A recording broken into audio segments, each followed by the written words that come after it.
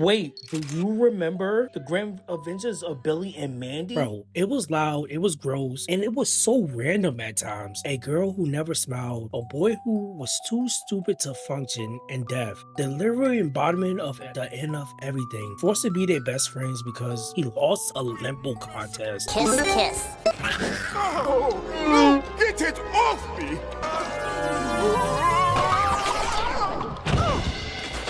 You lose. That's the version we remember. A dark cartoon got away with things that other shows couldn't. But when you watch it again as an adult, something feels off.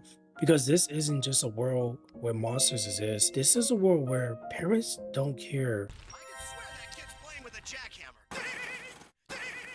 Did your mother just tell you not to break through the ceiling? Just eat your breakfast! Authority is useless. Nobody learns anything, and the only responsible character is Dev, and even he is completely trapped. This wasn't just a comedy. It was a show about being stuck in a reality where nothing grows, nothing improves, and no one is emotionally okay. And the reason we don't notice is because as kids, we thought the darkness was jokes. Take season 1, Eat the Reaper. Graham realizing he lost, and now he is permanently enslaved to 2 kids. But this isn't fair! A deal is a deal. Yeah! And now you're our best friend forever! Master of the forces of life and death! Not anymore. The whole premise of this episode is that Death, the most powerful being in the whole entire universe, has zero control over his own life. That's not a gag, that's the foundation. And when you're young, this setup feels funny because the idea of kids having power over an adult is a wish fulfillment. But when you older, you realize what it actually is. Graham is an overworked adult, stuck in a situation he hates, doing a job he didn't choose, for people who didn't respect him in a world that would never let him leave. He isn't a villain, he's a burned out employee. And suddenly the show stopped being about monsters, and it started being about being trapped in a life we didn't plan for. For instance, season 2 episode Graham in Love. Graham briefly experienced happiness, then immediately losing it.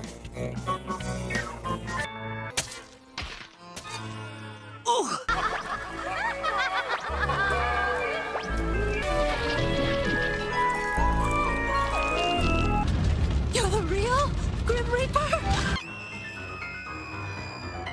Every time Graham gets close to freedom or joy is taken away. That's not random. It's a pattern. This is the first warning the show gives you. It's not about death, not about monsters, but about adulthood.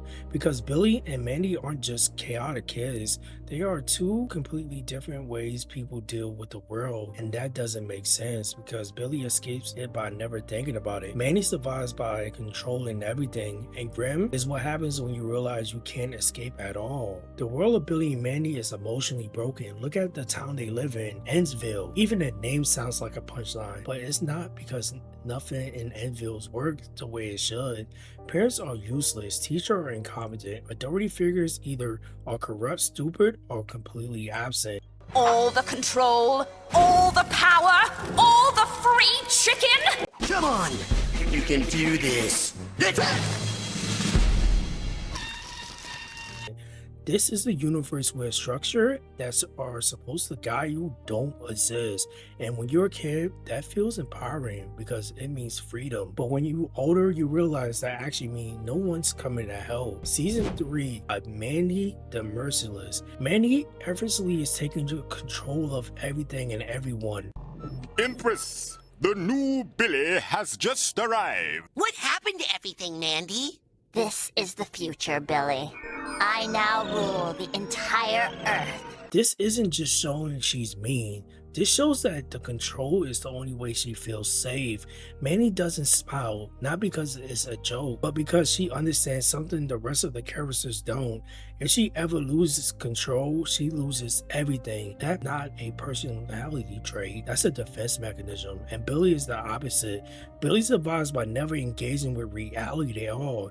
He is pure distraction, pure noise, pure avoidance. He doesn't process anything. He doesn't grow. He doesn't change.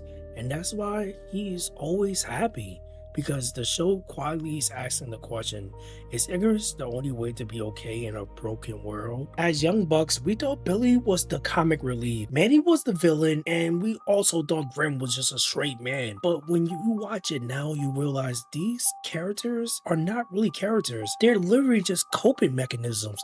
And the reason the show feels darker as an adult is because you start to recognize which one you became. Mandy wasn't evil, she was prepared. As kids, Mandy felt like a villain. She was mean for no reason. She never laughed, she never lost, and she never showed fair. And you telling me in a world full of monster demons and supernatural chaos, the scariest character was a little girl with perfect control over her emotions? And that was a joke. At least that's what we thought. But when you rewatch the show, Mandy doesn't feel like a joke. She feels like the only person who understands exactly how the world works. Because Mandy isn't cruel, she's certain. She knows that people lie, system fails, and happiness doesn't last. And if you don't take control of your own life, somebody else will. And simply, bro, that's not evil, that's survival. Take for instance, season 1, Game Over. Mandy calmly defeating Eris, the literal goddess of chaos, through pure willpower. This moment tells you everything. Chaos, the embodiment of randomness and disorder, loses to a human child because Mandy refused to let reality control her. That's not a gag, that's philosophy. When you're young, Mandy feels unrealistic. Nobody is that calm. Nobody is that in control. But when you get older, you start realizing that personality. The person always has a plan, never shows weakness, doesn't trust anyone, keeps everything inside.